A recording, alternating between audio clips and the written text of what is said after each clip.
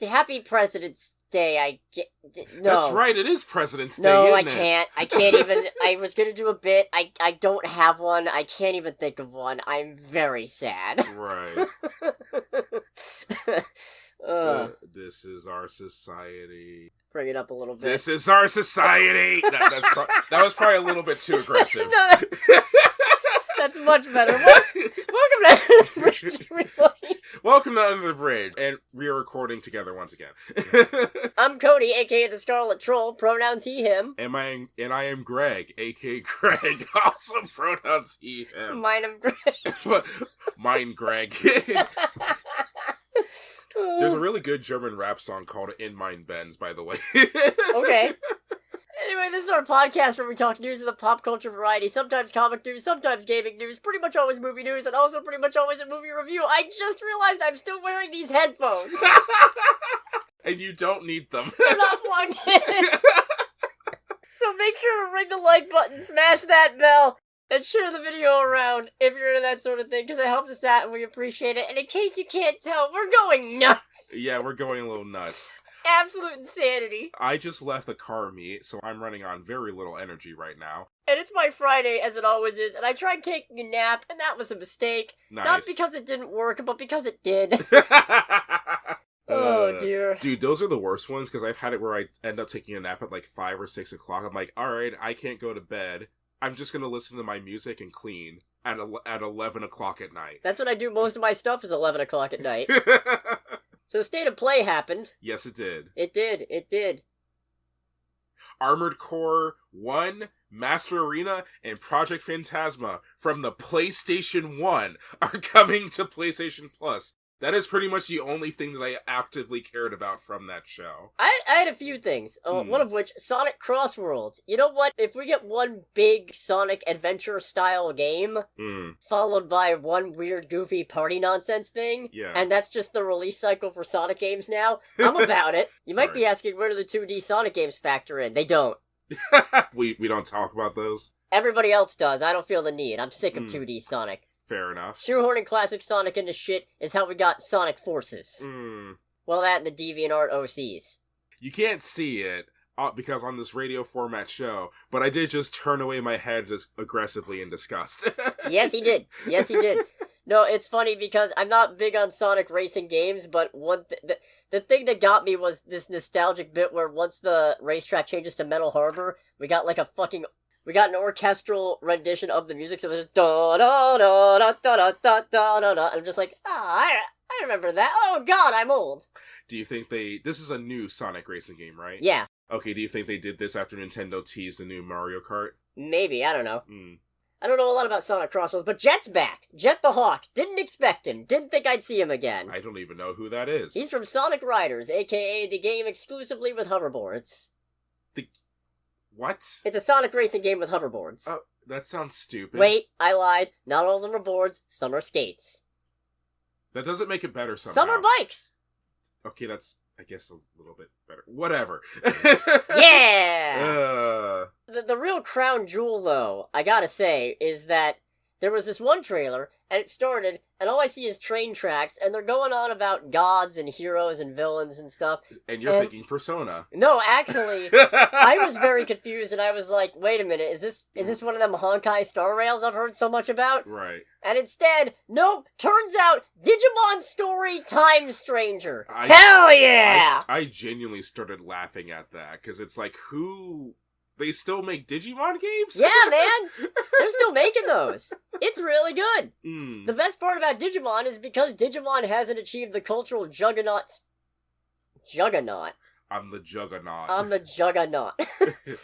Because it hasn't achieved cultural juggernaut status like Pokemon has, it's not tied to one particular core identity, which means Digimon games can basically do whatever the hell they want. Alright. It's really freeing. Alright. They can do all kinds of wacky shit and not be beholden to a bunch of angry fans going, this isn't what I wanted, like me. I'm one of those angry fans. Digimon Survive was a good game. Right. I like it. Do more weird stuff. No, I mean, it looks good. Bergamon actually looks like it's on fire. That's crazy to me. Fair and valid. Other than watching the shows as a kid and the time we watched the Digimon movie for you to prove a point, I have zero frame of reference when it comes to Digimon. Also valid. Although the dubbing on the Digimon movie is absolutely wild. Whoa, did you see that? No, I was sleeping. But you were driving! It's like, don't make a mess. Wait, it's already a mess. Yeah, but it's Dad's mess, and he wants his mess to stay the way it is. And it's like, I did not come to this children's Digimon movie for relatable content. Certainly didn't come for Angela Anaconda. Everything else that caught my attention was minor. Lost Soul aside looks pretty cool. It looks neat. Darwin's Paradox looks fun, where you're the little octopus guy. Mm-hmm. Also, Pirate Yakuza, Like a Dragon Pirate Yakuza in Hawaii? I'm assuming it's an expansion on the current game, because the current game takes place in Hawaii. Okay. I don't know what the story is, because I am horrifically behind when it comes to the Like a Dragon franchise. But the most recent main game takes place in Hawaii. I can only assume this is an expansion of some kind. Also, we get some kind of weird 2D, platforming fighting game as well. Yeah, that was weird. Yeah. Alright, the people behind Yakuza are on that good shit. Go get it. Absolutely. Absolutely. So yeah, I don't know, not a bad state of play. No, it was fine. Like I said, the thing I'm most excited about is PlayStation 1 games. That's valid. Yeah. So you got gaming news as well. I do have gaming news. It's a small bit of gaming news that has major implications, like fascism. But that's... What? Why would you say that? That's crazy! Oh, God. I will not be offended if you decide to cut that, by the way. I'm keeping it, unless you want me to cut it. Maybe? I don't know. Alright. So, a website called 9 Meters has ported, because this kind of information isn't directly revealed from what I understand from Microsoft. Oh, they're like Netflix. They hate reporting their stuff. Yeah, but or at least exact numbers. But it's estimated that Xbox has had their worst sales year ever in 2024 in regards to console sales. It's believed that Xbox sold somewhere in the neighborhood of 2.7 million consoles in North America and maybe 300,000 in Europe over the entire course of 2024.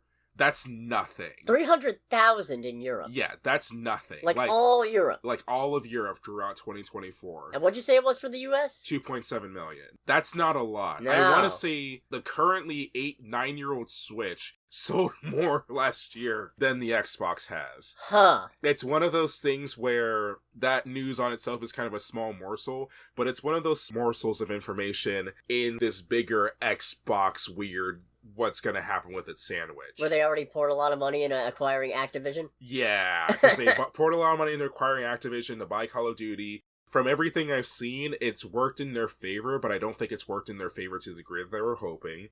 The fact that certain exclusive games are coming out on multiple systems, like they just announced that Forza Horizon 5 is coming to PlayStation. That was announced, I want to say, a week and a half ago. Okay. It was one of those things where it's like, I didn't think that on its own was enough to talk about here. But between that, apparently rumors or some kind of patent being filed on working on some kind of handheld console and the whole everything is an Xbox marketing campaign, it's not looking great if you're a fan of physical hardware and you like Xbox. I've been trying not to go on that train because I feel like it's just filled with negative energy. But between everything that's... Once again... You can't see the look on my face! Negative energy, you don't say! What do we possibly have to be negative about? There's a coup going on! Between the console sales and a lot of other stuff with Xbox over the last year, including this kind of weird pivot from Phil Spencer talking about how console exclusivity is bad. And I'm like, that is hilarious coming from you guys. And I say that as someone who is very deep in Xbox's ecosystem. It's not looking great for the future of the brand. Apparently they're still working on a replacement console for this. I feel like either if there is going to be another console, it's either A, going to be the very last Xbox physical console, or B, it'll be this handheld device that I think they actually filed a patent for, and it's basically just going to be an Xbox equivalent to a Steam Deck or something. Neat. So... And by neat, I mean, oh god. Yeah. If I may, as somebody who's not part of Microsoft's Xbox's consumer base. Yes. Part of why I'm not part of their consumer base is because I can't keep track of which fucking console is which. No, so that doesn't help. I don't like the names of these systems. You want to talk about the Wii U problem? Picture that, but now it's a 10-year-old problem. Yes. For the last 10 years, I haven't been able to keep track of Xbox One versus Xbox One X versus Xbox One S versus Xbox Series X versus Series S. Is there a Q? Is there a Q in there somewhere? I thought there was a Q! So, it's unfortunate because I haven't been able to come up with a nickname for the Series S, but my nicknames for the Xbox Series X console are either the Sexbox, which may have to be bleeped here, or the Microsoft GameCube. And I call it the Microsoft GameCube because when it was first shown, I started calling it that, and it kind of pissed off my boss a little bit, and I thought that was a little funny. Well, yeah, it's not really a cube. It's not a cube, but it's the thing of, I made the joke in part because I thought the design of the console was stupid. And then I saw the PlayStation 5 in the flesh. Microsoft Game Crate. Yes. Oh no, that sounds grim. Yeah, it's not looking good for Xbox right now, in all honesty. Neat.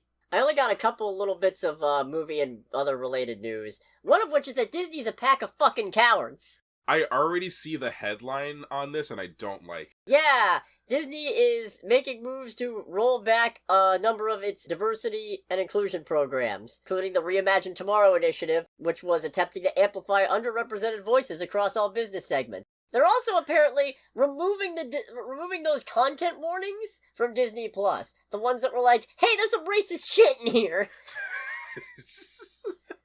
Which they're clearly just doing this to roll over and appease the current administration because they're under the impression that the political landscape is shifting and that backing diversity and all such things in the workplace is no longer in fashion and is not wise. To which I say, you're a bunch of fucking cowards! I say again. Yes. Yeah, I can say, because you said it like 30 seconds ago. I did! And I'll shout it from the rooftops! Disney, you're a bunch of fucking cowards, alright? Stick to your goddamn guns! What'd you go picking a fight with Meatball DeSantis for? Yeah, that was a thing. If you were just gonna roll over now! Mm-hmm. What's the point? Yeah. Stupid idiots. Yeah, I don't know. It's just disgusting. Yeah, it's not great. Especially since it's a thing of the appeal of Disney in a grand sense is that Disney is one of the few entities in general I can think of that literally appeals to everybody. I can't think of another thing that has such a wide appeal across so many different demographics. I mean, partly because they got their slimy little tentacles and everything. Well, but... that too. That too. Well, I mean in a positive energy way. I'm positive they got their slimy little tentacles. Generally, people from different demographics go to Disneyland usually leave at least a little bit happier than they did when they went in, until they look at their finances. Look, sometimes people like having slimy little tentacles inserted into things. We call them mangakas. I love it. Fantastic. No notes. No notes. But no, I mean, telling more different stories is good. It doesn't always pan out. Case in point, I still haven't finished Turning Red. I still haven't finished. Which one was the jazz music one? Soul? I still haven't finished Soul. I still haven't finished Wow. Soul. Yeah. You know, I liked it better not as a movie night watch, I'll be honest. Yeah, that's fair. Oh, and the Knicks lose again. I've been messing with these guys for years. That's still the best part. Oh, wait. That's one of the best parts. The other good part is Freud going, "Stop talking! My unconscious mind hates you!" Or was it Jung? It was either Jung or Freud. I don't remember which one. Either way. No, but it's really disheartening. Yeah. I mean, I know they're all a bunch of soulless corporate machines grabbing for the almighty dollar. Thanks. Man, you just did to my point what Disney's doing to these initiatives. This is great. We're so good at this. Professionals. Goddamn professionals. Right. Anyways, I mean, you know, our whole quote-unquote job, well, it's more of a hobby that I'd like to pivot into a job, is watching movies, so it'd be kind of hard for me to cut out Disney products in its entirety. This is a little bit funny considering what our movie review is going to be. And again, they've got their slimy little tentacles and everything. Yes. So it's really hard to be a boycott Disney until they turn this around. But I mean, Target lost a bunch of money on rolling back on these initiatives. I'm not going to call this Don't Be a Creep, because this is so much more sinister and disgusting than that. Yes. But... God damn it! Anyway, the other thing I got is just a couple of little baby shooting updates. I'm bringing back... What? What? Shooting on movies. Wait, babies are getting shot on movies? That depends. Is Alec Baldwin on the set? God fucking damn it. I'm bringing back little baby updates. Okay. Just insert a stock sound effect of crying. Trigger every parent who might listen to this. Oh, for real? Yes! No, I'm not going to do that. Ugh. So, Robert Pattinson has offered a very terse answer about when the Batman Part 2 will start shooting. At the end of the year. Okay. That's it. That's it. Okay, cool. That's Neat. it. Didn't this get pushed back to 2027? I think it did. 2027? Yeah. It's fine! So they haven't started shooting it yet. No, that makes sense. Fair enough. It's coming out in 2 years from now. Why would they? Hmm. Oh, I'm not gonna make a joke about Blade. Not gonna do it. Don't hurt me like that, please. Baby, don't hurt me. No more. They really wasted Andy Serkis in Black Panther. Yeah. What, do you think he'd be a good Blade? No, I mean, because I liked his performance as Claw. Oh, fair. When he was singing, "What is love?" He's got the SoundCloud. Oh, nice. Oh, yeah, that's right, he does. Please don't make me listen to your music. No, so the other update is that an organization founded by Tom Holland's parents, the Brothers Trust, they've launched an online giveaway, and the details indicate, because you can win an all-expenses-paid trip for two to London for summer-autumn 2025, and a chance to visit the movie set of Spider-Man 4 for a meet and greet with Tom Holland, that would imply Spider-Man 4 is shooting this summer, and or autumn. See, what I'm getting out of this is that you get to have an all-expenses-paid trip to have Tom Holland spoil Spider-Man 4 for you. Oh, man. So what happens after Secret Wars, Tom? Don't say it. Don't you say it. They gonna reboot? Tom Hardy still Venom? What do you know, Tom? Nah, he's actually not that bad at it. Okay. Mark Ruffalo is worse. I remember you saying that. Mark Ruffalo is worse. Yeah. About spoilers. I keep accidentally making it sound like I'm calling Mark Ruffalo a bad person. And I'm not. He seems delightful. But he is good at playing bad people. Yeah, he's very good at it. Yeah. Let's go to trailer time. We'll do trailer time. It's trailer time! There's nothing. No, there is not. There's really nothing. The only thing I think that caught my interest was The Accountant 2, just because it has John Barenthal in it. But I haven't seen the first one. Yeah, other than that, we got new trailers for Until Dawn and How to Train Your Dragon, and I think we both established we don't care. We don't care enough. Yeah. I don't care about either of these things. Yeah. When we do the April tie-in for Cinema Synergy, it's probably going to be a bad video game movie, but it's probably going to be to tie into Minecraft. I am more likely to see Minecraft than I am to see Until Dawn. Fair. If that doesn't make it clear enough. And I don't want to see Minecraft. Right. If I could get out of seeing Minecraft, let me tell you. So let's go to box office. Let's do the box office. There wasn't any. I'm kidding. The movie industry just died this last overnight. Weekend. It died overnight. No one got paid. The last thing we saw in theaters was Captain America. Oh, because did they put a funding freeze on that too? Oh, man. So, no, we did see the highest grossing movie domestically this weekend, because it was Captain America Brave New World. Yes. $100 million domestic weekend and total for a $192.4 million worldwide total. I believe that's a pretty decent opening for the Captain America movies, and it's got a budget of $180 million. So, okay. I mean, chances are it'll turn a profit. Well, allegedly, the budget is $180 million. We don't know if that includes the reshoots. Obviously, there were reshoots with this. I mean, they all have reshoots, so who knows? There's not a real reason to doubt this budget, except that studios lie all the time, but, we can only go with the information we're provided. Right. So they need $360 million, $400 to break even by this idea. We'll see. Saw the movie. We did see the movie. Okay, so there's a couple of elephants in the room that we need to address. Before we get into any of that, I'm just gonna say, this isn't bad. No. It's not particularly great. It's safe. It's safe. It's safe in the way that most Marvel movies generally fall somewhere on the spectrum of this is pretty good. Yeah. I feel like it's safe largely for the people who never saw The Falcon and Winter Soldier. That's kind of my takeaway from it. You kind of need to have seen it to know who Isaiah is. True. That is true. I think there's a lot of tie-ins to things that not everybody might have seen. Yeah. Or people saw a decade ago and then forgot about. Yeah. Oh boy. No, so let's let's just address the elephant in the room. One of the big things about this is that, politically speaking, this is kind of toothless. Mm-hmm. It does not have the same bite and the same statements as, what happened to those keys on your keyboard? I've had this laptop for like 5 years, dog. Fair enough, I'm cutting that, sorry. Or you can leave it in if you want. This doesn't have the same political commentary as Winter Soldier. And there's an argument to be made. All movies are political, obviously. Yes. Art is political, inherently. Yes. Because it reflects the time that we live in, and politics is a lot of things. Yes. But I think it's fair to say not all movies need to necessarily have something to say about contemporary American politics, at least not any real coherent thesis statement. However, I do feel like maybe the Captain America movies should. Yeah, there's definitely some elements of that in this that were kind of...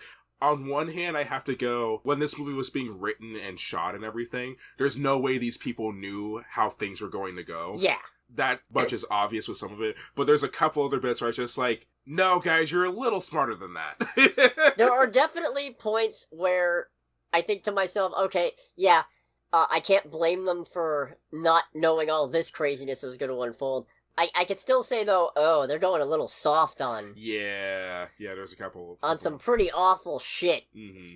They're really shooting down the middle, and they should not have, even accounting for the fact that they couldn't have known... what was gonna happen. This. Yeah. I will say, though, one thing that works to this movie's benefit, and also kind of hurts it a little bit, is that before November, if November had gone differently, Yes. I would have seen this movie, and I would have thought, wait, you're telling me that Ross, who already failed upward into Secretary of, what was it, Defense? Secretary of State? I think it was Sec Def and Hulk. No, in Civil War, he was Secretary of State, I think. I think so. Either way, he went from indirectly causing the Hulk and indirectly causing the Abomination, failing upwards into Secretary of whatever, indirectly broke up the Avengers with the Sokovia Accords, and in doing so is also kind of sort of not more than anybody else, but a little bit more Like, than had the a average hand person. in. Is partly responsible for Thanos being able to snap away half of reality, and he still manages to... obviously, the public's not going to know that part. But he failed upwards into being president of the United States. And before November, I would have thought, that's a little hard to swallow. But instead, now I'm just like, that's frustratingly on point. Because, and I'm not looking to get political here, I'm just stating this as a matter of fact, this is not up for interpretation, this is public record, the current sitting president is a 34-count convicted felon, a fact that would prohibit him from many jobs, both secure and mundane, but apparently not from being president. Anyways. Captain America Brave New World. Captain America Brave New World, the other... Boy, is it a brave new world. Oh, what a brave new world that has such things in it? How does that go? I don't know. I don't remember. Oh, brave new world that has such people in it. Wow. Huh. Thanks, Shakespeare. Wow. The other elephant in the room. Shira Haas is playing Ruth Bat-Seraph. Yes. Bat-Seraph? I don't know how you pronounce it. I'm bad at this. I think it's Bat-Seraph. Because I remember looking up her character earlier. Yeah, her character's whole shtick in the comics is that she's an Israeli superhero. The actress is Israeli, and I believe she stated to still have that origin in this movie. But for a lot of, Israel committing a genocide in Palestine reasons, some people were expressing a desire to boycott this movie because of her presence in it. And I'm not going to judge one way or the other.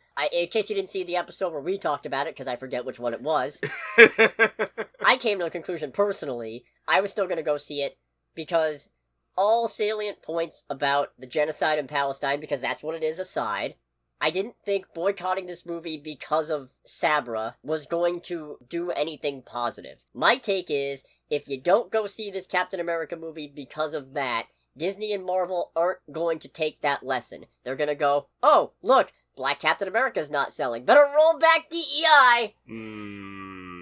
And you're free to disagree. Feel free to leave a comment if you want. I'm probably not going to get into it because I don't feel like having a debate, but I am interested in seeing other takes on it. You're right. I don't want to just pigeonhole myself into this thing, but also I don't feel like having a debate because I'm exhausted, frankly. This whole thing is exhausting. And this whole thing is even stupider because there was no reason for her to be in this movie. Yeah, at the end of it, it's like, there's, other than one really good joke that made me root for you a little bit in a very specific moment, there's not really a lot for you to be here. No, there really isn't. It's insanity. Mm-hmm. And also, apparently they reworked her once the controversy broke out. Oh, really? And instead of... it's not confirmed, but I think them adding that... This is a minor spoiler, but it doesn't matter. She's an ex-Black Widow. Yeah. I think that was added later on when they were trying to overhaul the entire character because the controversy broke out. Was she an ex-Black Widow in the comics? No. Okay, I was gonna say, because that was my thought when that bit came out. How does Israel have a Black Widow program in this universe? Presumably they stole girls from all over the planet. So I could get that. However, she's Ross's chief of security. She is the president's chief of security. She's a foreign national with clear ties to compromising criminal organizations. Oh my god. If it wasn't... Damn. If it wasn't for fucking November, I wouldn't have believed it. Oh. So, I mean, it's not a bad movie. Now that we've cleared the elephant in the room. Yes. It's the big red Republican elephant Hulk in the room. What was that noise? Jesus. I don't know. I've never heard that noise from you. I'm really freaking out. But no, it's not terrible. No, it's not a bad movie. Like I said earlier, the main thing with this movie is that it's pretty safe, all things considered. Namaste. I just did the bow. Yes. And I would argue that does hurt it at least a little bit. Because my takeaway with it is that this movie, I feel a big reason why it plays it safe is for the people who their only reference point to anything that happens in the MCU is the movies. So if you never saw, like, Falcon and Winter Soldier or anything like that. Which is also kind of toothless. Yes. Having Anthony Mackie show up as Cap, you're like, wait, what the hell? And that also kind of hurts some of the character introductions, like the introduction of Isaiah Bradley in the movie, and the introduction, even though she wasn't in it, in the show that is, kind of leans into the introduction of Seraph in this, too. Oh, also, Joaquin! You would have no idea who he is if you haven't seen Falcon and Winter Soldier. Yeah. I just realized that. Honestly, when he showed up, I was just like, who are you again? Oh yeah, you're from that show 4 years ago. Yeah. Oh god, it's been 4 years. Yeah, it has. Oh man. No, the main problems are, this movie keeps calling back to things that aren't that recent. I mean, the least impenetrable thing is the giant celestial sticking out of the ocean. Right. That's the clearest, least... I have to rack my brain to remember that. I mean, maybe it's because I liked the Turtles. Mm-hmm. Maybe it's because the Turtles was one of my... Honestly, it's in my top 2 of Marvel movies that year, and there were 4 of them. Okay, I was just saying, like, I thought you were gonna say in general. I'll be like, if it's in general, that's fine. No, it might be in my top, like, might be close to my top 10. Yeah, fair enough. I like Eternals, but fair. No. So there's a new mystery element that they found, and the United States and Japan and India and France are all working on these accords to properly share this metal that's apparently even better than vibranium, which is that even... And I was going to say, because there's nothing quite as encouraging and trust-creating as Ross and treaties. Ross has a really great history with Accords. Yeah, I was going to say, hey, Zemo, how you doing, man? Yeah.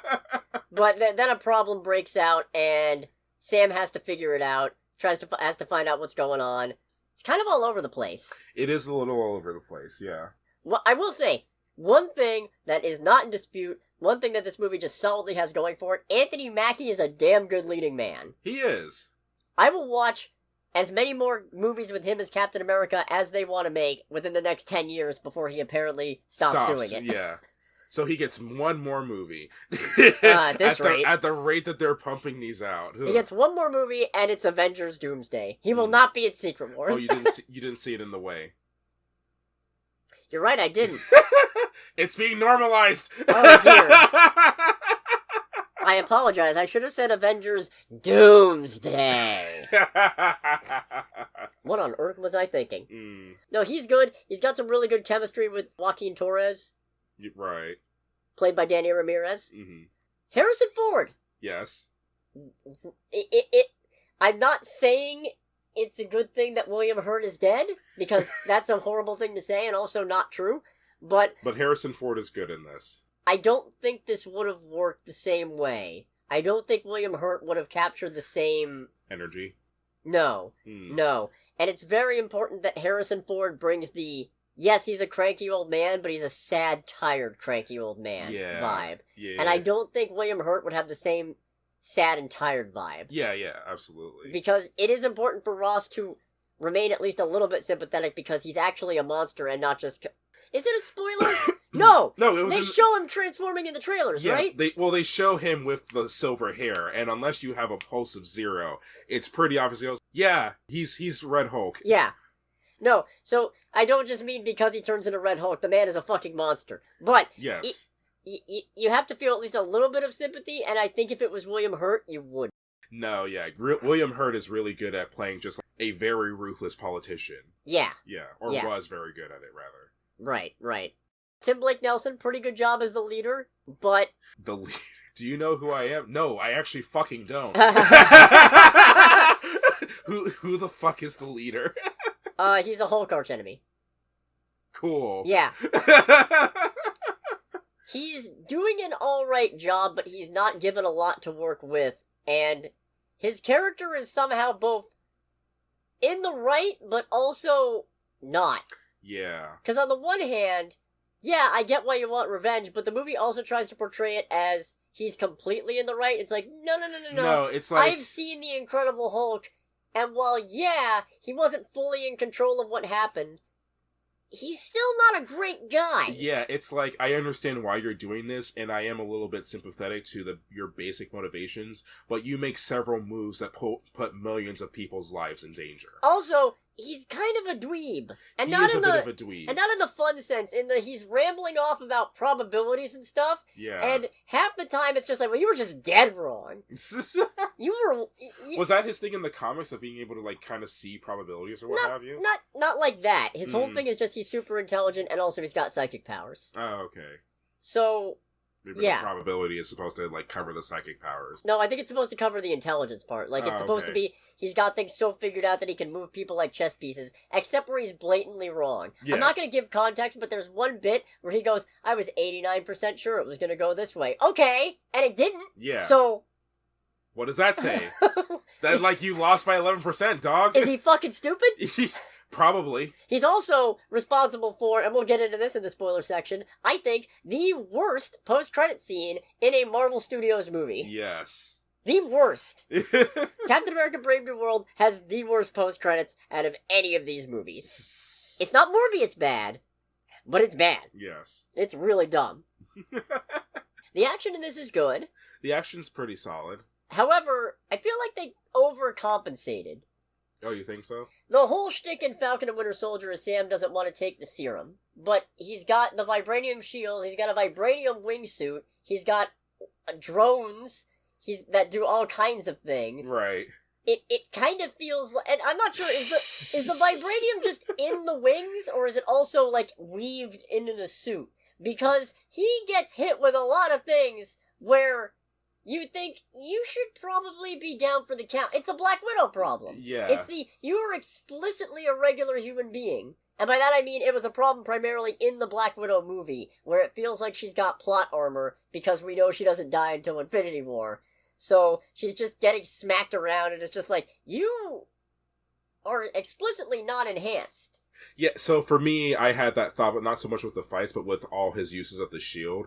In particular, all the moments where he was able to catch the shield or pivot it perfectly like how Steve Rogers would. I'm like, no, I know that you're, like, really strong, but it's been explicitly said over and over and over, you're just a person. I don't care how trained you are. Your ability to work with the shield to that degree and be as perfect with it, honestly, in some moments, putting off crazier shit than Steve, nah.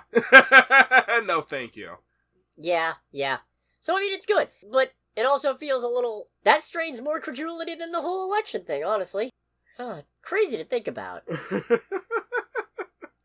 Giancarlo Esposito's in here. Yes, he is. He does not do much of anything. And God, It's interesting in that and Serpent as a whole, really. Yeah, why the fuck is the Serpent Society even here? Yeah.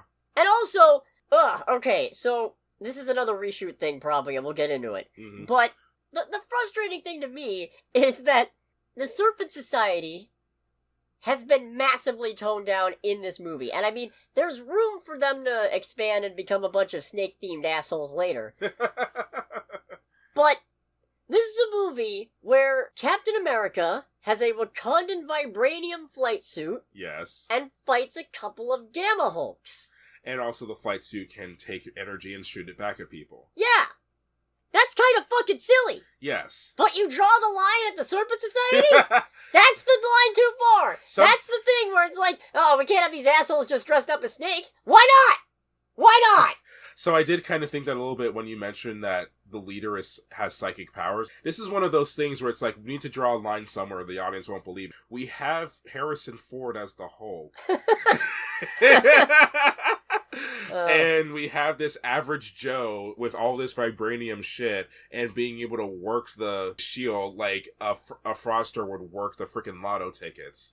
This is where you're gonna draw the line, dog? You know what? That's the other problem I have. They frame this like they want it to be a political thriller, and like they want there to be some degree of mystery, but between announcements at D23, casting announcements after that, and the trailers, they already gave it all away. Yeah. That's the main spot where I feel like this is much worse Winter Soldier, because Winter Soldier, as we said during the Cinema Synergy episode that just went up recently, maybe check it out, wink wink. Yes. Winter Soldier made no bones about the fact that Bucky was the Winter Soldier. Like, they didn't give it away, but they didn't try to hide that part. Yeah. But the reason they didn't try to hide it is because they were using that to cover up the shield's been compromised by Hydra Twist. They made you watch this hand instead of this one. Right. This one, no, they just gave it away. They just flipped over the whole deck and went 52 pickup, assholes. So that's a little frustrating. A little bit, yes. There's kind of too many characters in it. I feel like there weren't that many characters, all things considered. Like, there's 5 that we actively care about? There's more than that, because, I mean, you've got Cap, you got Falcon, yes, you got the leader, you got Red Hulk, you got Sidewinder, you got... Okay, so I kind of put Red Hulk and Ross together as one. I didn't really consider Sidewinder. You got Sabra. You got Sam's Secret Service friend, Layla. What's her deal? In the comics, she's a love interest of his. Nice. And she could have just as easily been compounded with Sabra, except then there's only, like, one woman in this film. So that's probably why they didn't do it. Fair. But now that DEI's been rolled back, who knows? Who knows? Bunch of fucking cowards. There's Sam's friend in the military, the Dunphy, who he's actually an Avenger in the comics. Is he now? Yeah, he's Demolition Man or D-Man. Really? Yeah. Huh. He's kind of a joke, but he also gets done dirty in this movie. Right. Technically speaking, apparently that one guy who Sam gets in a fight with, the big guy at the start, that's Copperhead. Huh. Also part of Serpent Society. Right. So that's 9 right there. Did I mention Isaiah? Oh, okay, so for me it was Sam, Falcon, Hera Hulk, Hera Hulk, Seraph, Isaiah, and oh god, what was the other major one? Oh yeah, and the leader. Those were like the 6 main ones. I was just like, there's not that many major characters in this film until you laid it out like that. Yeah, no, there's too many characters going on. Not enough of them have a real reason to be here. Yes. And yet it doesn't feel like it's setting stuff up. No, it doesn't. It feels but it feels more like they're closing the book on certain things, which makes me feel even more afraid that a reboot's coming after Secret Wars. Like, they were like, well, we're not going to have time for a Hulk movie until we reboot everything, so let's wrap up these plot threads, yeah? Yeah. Chop chop, let's do it. Right. That's a little disappointing. And yet, it's still enjoyable. There's good action scenes, good performances, there's some really funny moments, an unexpected cameo that was really funny and also raises a bunch of questions. It's just kind of unfortunate that it's the worst post-credit scene and that it's also the worst Captain America movie. Yeah. But, I mean, to be fair, as I say, the first 3, even Civil War, which I remember you had no hope for. I didn't. And then I loved it. Yeah. But it doesn't have the same wow factor as Civil War. Yeah. Mostly because it's still... This one, there's no question that it's a Cap movie. Yeah. Which is both good, but it also means that I expect it to play out more like a Cap movie, including maybe some more biting political commentary, which again, I'm trying really hard not to hold against the movie, because who would have seen that? Yeah. But I was expecting something a little bit more. I will say, I like that there's no question about, is Sam Captain America? Yeah. That's a good bit. Yes. Nobody disputes it. Even the villains are just like, yeah, you're Captain America. Mm-hmm. I like that. Yeah, that was a good touch. That was cool. I feel like if it wasn't for Isaiah and Falcon, you could just as easily go from Endgame where he picks up the shield to this, and you wouldn't... You wouldn't miss an awful lot. Nah. You might be wondering about the vibranium flight suit, I guess. Yeah. Yeah. What do you think? We get into spoilers? Probably. Alright. In short, I think this is worth seeing. It's worth seeing 100%. But I think pretty much all Marvel movies are worth seeing. So I'm biased. Right. But you know what? Whatever. If you don't want to get spoiled on Captain America Brave New World, make sure to click away in 3, 2, 1. Sabra's got her priorities straight. Yeah! The one good bit with her, because her character is mostly just there to be, I don't trust you. Oh, now I do. Yeah. Now I'm on your side. Which is why I think she could have very easily been Not compounded with Layla, except for the fact that then you've only got one woman in the movie. And yeah.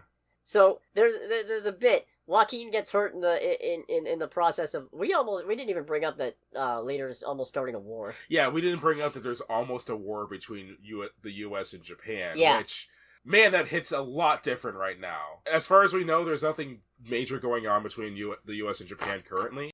It's just the makeup of it all. That bothered me quite a lot. So Joaquin gets hurt in the process of helping to defuse tensions. Sam is doubting himself, thinking maybe he should have taken the super soldier serum. Who should show up but Sebastian Stan as Bucky Barnes, who apparently is running for Congress. Yeah. And he gives a whole speech to Sam about how the reason Cap picked Sam was because of how genuine he is. He didn't pick you because you were the strongest or the fastest or anything like that. He picked you because of who you are, because of the fact that you are always present yourself as genuine and honest and you care about people. To which Sam, while very grateful for what Bucky says, is like, you got that from your press secretary, didn't you? Did you have your speechwriter do that for you? Yeah, they punched it up at the end. Yeah, what do you think? It was good. B+.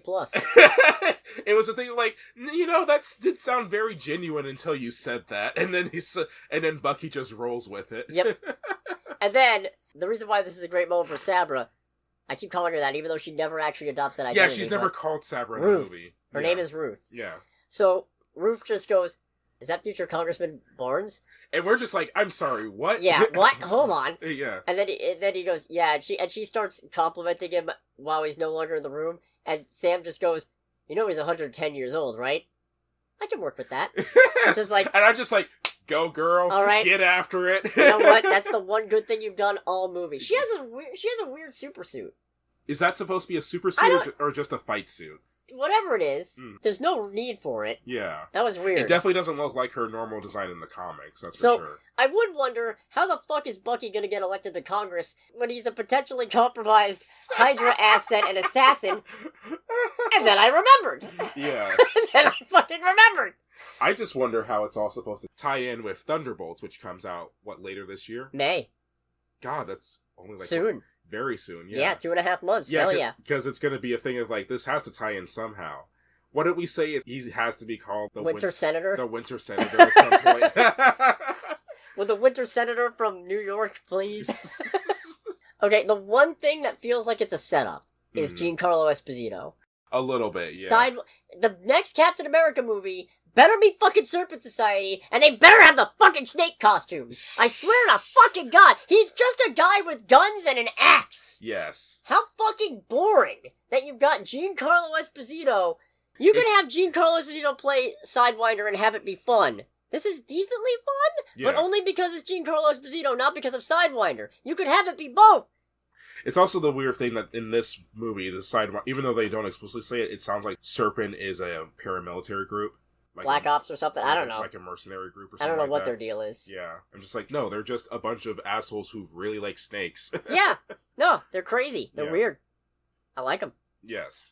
The one good bit of him that's set up is just he arranges in exchange for information, he's getting transferred to some cushy prison, and Sam just goes, "If you break out, I'm gonna find you. When I break out, I'm gonna kill you." It's just like, that's pretty good. That's setting up a good confrontation, and I could see this guy being kind of a more personal nemesis to Sam. Yeah. I like that idea. Mm-hmm. It's just, he doesn't do anything in this movie. He ends up being Sam's version of Swiper. Swiper? Wow. I don't know. All just right. the thing I feel like Swiper... Sidewinder! No sidewinding! Because Swiper only exists to piss off Dora. You're probably right on that front. We got Harrison Ford with a mustache, briefly. Oh, that was great. It looked like the mustache was gonna fall off. Yeah, I lived for it. I lived for it. God, that's so good. The moment he was popping those heart pills, I knew that was going to be what did it. Yeah. Just sitting there, what do these pills do? What do these pills do? Regular car reviews, I miss it so. Yeah. I mean, it's still going. It's still going, I just haven't watched it in a bit. We're both bad at keeping up with it. Yeah. Yeah, no, the leader being the mastermind behind the whole thing and plotting to turn Ross into Red Hulk would have been a really interesting twist. Again, if it wasn't given away. If we didn't already know it was coming from a million miles away. Yeah. I'm not going to say I called it. The movie handed it to me. Yes. The movie gave it away. The movie just offered on a silver platter, your spoilers, sire. Yeah, the movie's like, here's a donation for your troubles. Jesus. Where Sam gets a really cool bit where one of the Red Wings is carrying the shield in the air. Yeah, as a deflector for fighter jet rounds. Yeah, which makes sense because, I mean, it's vibranium. It is vibranium. Man, that whole bit of Japan and the U.S. almost going to war is just so weird for me personally, especially someone who likes to keep up with geopolitics. God almighty. Just the fact that there's conflict between Japan and the U.S. for this material. No, you guys would have been working hand in hand. I mean, to be fair, it's an allo-historical setting because for 5 years half the population was gone, and also the president used to hunt the Hulk. So I could see geopolitical relations being a little different. Fair enough. It'd be real nice if they addressed it a little more. Yeah, that was kind of, I think, my big takeaway is like, yeah, this whole situation, because we literally have dogfights between the Japanese Air Self-Defense Force and the U.S. Navy, and there's nothing other than a couple F-18s being knocked out and a conflict not starting. There's no other consequences beyond that. I'm like, no, that's not something that you just kind of be, yeah, you got a cool dogfight, we're good now, right? Okay, you know what, actually, the thing in this movie emotionally that got me the most is because Isaiah gets brainwashed through flashing lights into trying to shoot Ross, except he's not really trying to shoot him, he's just trying to make him panic. Yeah. And after he tries running away and Falcon talks him down and he's getting arrested, you can hear him go, watch the suit, because that's the suit that he got married to his wife in. Yeah. Who is now dead.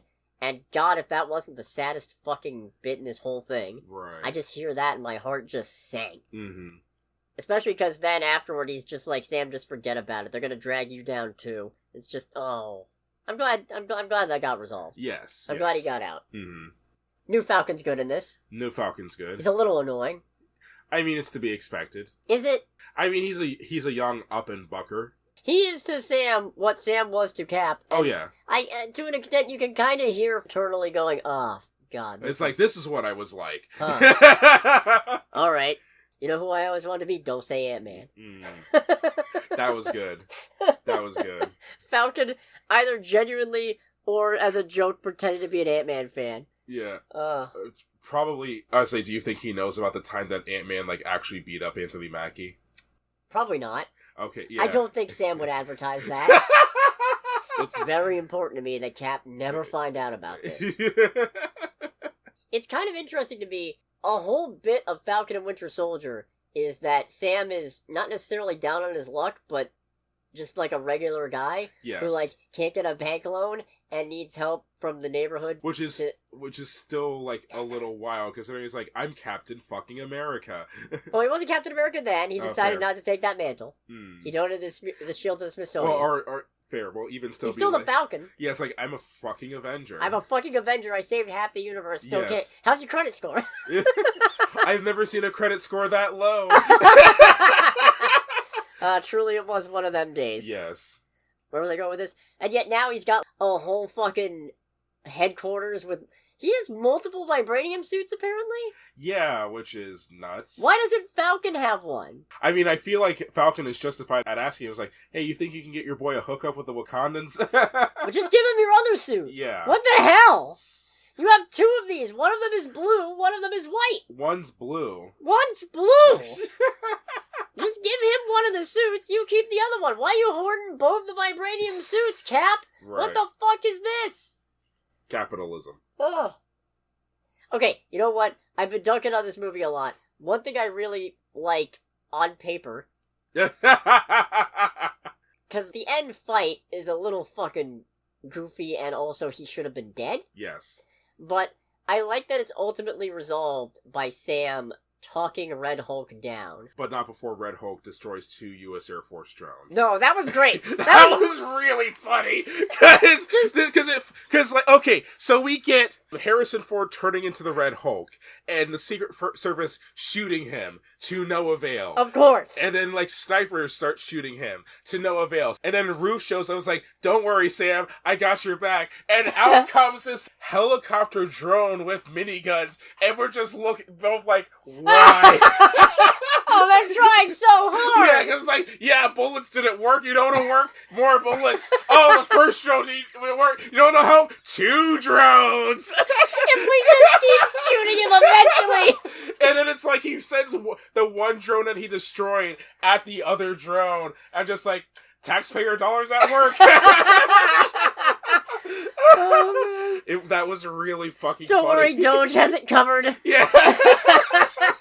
Oh, no, that whole bit was really funny. I kind of felt... the ruthless military efficiency I'd expect from Elon fucking Musk! I felt a little bit bad for the guy that was sitting next to us, because I didn't look at him, but just when that happened, both of us just did, like, the whole hand motion, like, why?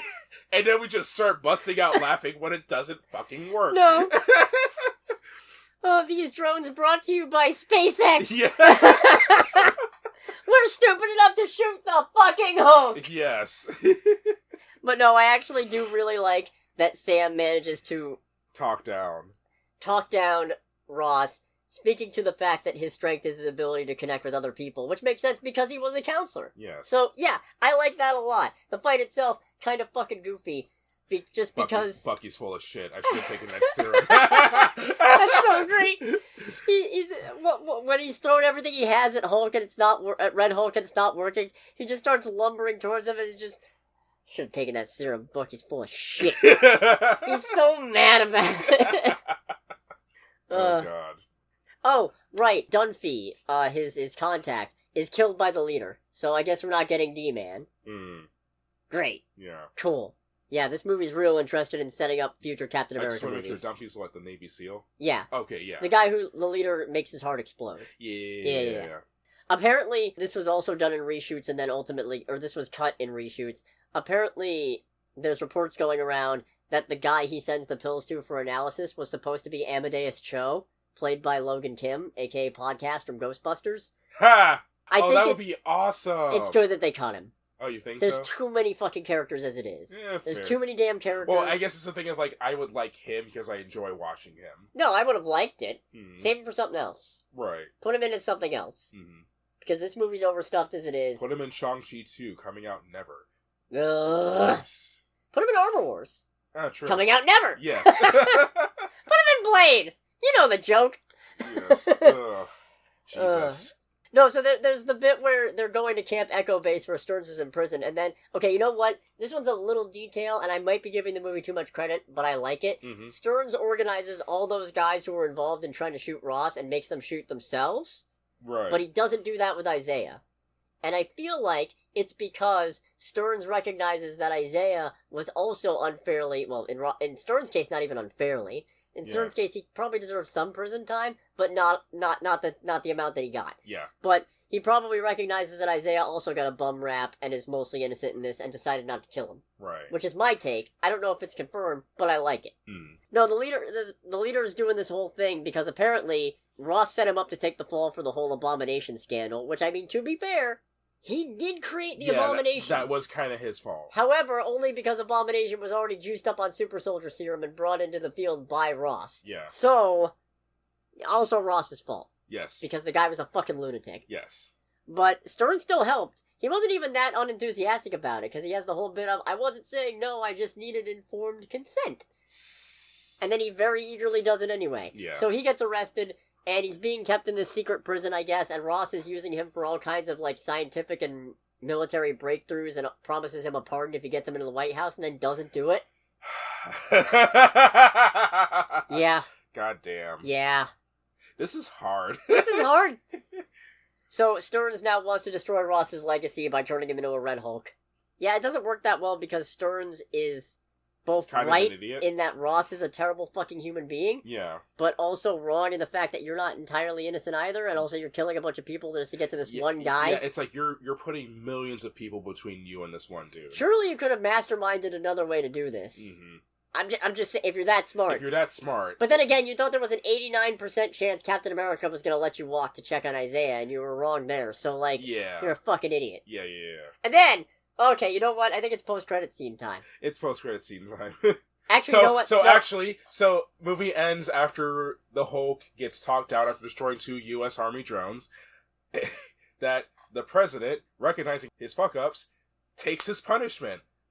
Ha! Yeah, that'd be real nice. Imagine. That's the real fiction. Yeah. Huh, Jesus. No, okay. Oh, you know what? Also, there's a subplot in this about reforming the Avengers. Oh, yeah. That's Nothing really comes of it until the end, where it turns out, well, Cap's like, yeah, we do need Avengers. It's gonna be me and Falcon and whoever else we can get. Yeah. And that's all. So we now know who 2 of the Avengers are. Yeah, exactly. Great. Movie comes out next year. We know who 2 of them are. It would be really funny if Daredevil gets recruited somehow. Never happen, I don't think. So, that was the thing. And Sam pops into the raft, he's checking in on Ross. There's a sappy thing about Ross is like, we've been on opposite sides this whole time, and Sam just goes, if we stop seeing the good and believing in each other, we've already lost. It's like, great! Ross is still a fucking monster. It's also a thing of, like, once again, that hits really different right now. Yeah. Yeah, it does. So then the post-credits happens. Yes. Oh, also Liv Tyler's back as Betty Ross. She's barely in this. Yeah, she's in it for just one scene. Did she still look... She looks like she stepped off the set of Incredible Hulk in 2008. I think we're both Googling Liv Tyler. You're Googling Betty Ross, and I'm Googling Liv Tyler. Fair. Huh. Oh, has she not aged a day? Not really. Oh, fair. Good for her. Yeah. It's not important. So, they're on the steps. They're reconciling, kind of. Mm-hmm. That's sweet. So, the post-credits is nothing. It's nothing. It's reestablishing something we already know. It's catching Sam up on something that we already knew was happening. As an audience. As an audience. Because he's checking on the leader, too, in his cell. And the leader's like, oh, you heroes defending this world. Do you think you're the only ones? I've seen the probabilities. I know what's coming. What will you do when the others get here? And he's talking about the multiverse, but he's ambiguous enough about it that it sounds like he's just talking about other worlds, and it's like, motherfucker, we've been invaded by aliens like 3 times. Yes. Are you fucking serious? Shut the fuck up. But no, he's actually talking about the multiverse, which, great. Yes. Great. I mean, my only question would really be, okay, how did you find out about that? But other than that, who fucking cares? He mathed his way into the multiverse. He was like, there's probably a multiverse. Yeah. I hate that you're probably right. I reckon there's a multiverse. Yeah. Probably some bad shit happening. But it's a thing of like, alright, cool, you're catching up Sam. We've known about this for literally fucking years. And it's too vague to even mean anything. Yeah. Because they don't know what's coming yet. Yeah. Because they're still working on Doomsday. It's just the thing of all this teasing. This better pay off immensely because this is some insane teasing. I don't think it will. No, yeah. I don't think it's gonna. I'm still very hyped for most of the Marvel Cinematic Universe, except the Avengers movies. Yeah. Those are the 2 where I'm like, I think they're gonna shit the bed, frankly. Yeah, honestly. I think they're gonna take a wet, sloppy shit in this bed. Yeah. And you know what? That's a picture. Even worse, I'm probably going to be the only one who thinks so. It's going to be Thor Ragnarok all over again. Everybody else is going to love it, and I'm just going to be sitting there stone-faced. This kind of sucks. It'll be especially funny if you hate it, and I'm like, no, this is really good. And who knows, maybe... Because we haven't had a movie like that in a while, yeah, too. No, we haven't. But no, it's really frustrating to just be like, yeah, the multiverse is coming. I know! We're 4 years into the fucking saga. I know the multiverse is happening. We already had Loki. We already had Doctor Strange in the Multiverse of Madness. We had Spider-Man No Way Home. We had Deadpool and Wolverine. We had Eternals. We had Eternals. That didn't have anything to do with the multiverse. Oh, it didn't? No. I thought at least, like, semi-hinted at it. No. Okay. Not a thing. Alright, so Sex on the Beach movie did not have... Sex on the Beach movie had nothing to do with it. Okay. No. But I know the multiverse is coming! You won't shut up about it! Right. Frankly, and when you won't shut up about it, everybody else is going, why is there multiverse saga stuff? Because you don't fucking bitch about it! Mm-hmm. Fuck! It's a real double-edged sword they're walking here. Yeah. They should have stuck it's with a tightrope. Yep, tightrope. No, but worst post-credit scene aside, I think this was still pretty good. It was pretty solid. Yeah. Yeah. I had a good time with this. I might even go see it again, I don't know. Oh, that's on you. Eh. Maybe, we'll see. I still have to see Paddington in Peru. Oh, right. I was going to go try and see it this weekend, and then I remembered, I told myself I was going to make a concentrated effort to see more things, not for the sake of covering them on the podcast, but just for the love of the sport, Right. Just because I like going to the movies and seeing stuff, and it's real easy to forget that sometimes when you're doing content once a week. Right. But I do like it, and I need to get back more into that. Mm-hmm. So next week, there's The Monkey, Okay. which is probably the front runner Right. of what I want to see / cover on this. Hello, brother. You remember that monkey that likes killing our family? Well, it's back. The monkey that likes killing our family is back, brother. Brother. It keeps killing people. Brother. The Rangoon brother. The monkey brother. Brother the monkey. Why are we like this? Oh yeah, Cleaner's also out. Alright. Yeah, Daisy Ridley is an ex-soldier doing a hostage rescue. Oh, isn't that the one where she's like, trying to rescue hostages that belong to an oil company or something like that? I think so. Mm. Yeah. So, maybe if I have the time, but if I don't, The Monkey. Right. The Monkey. But regardless of what we end up having time for, this has been Under the Bridge with Cody, aka the Scarlet Troll. And Greg, aka Greg. We'll catch you all next week. Goodbye, everybody. Bye. Ugh.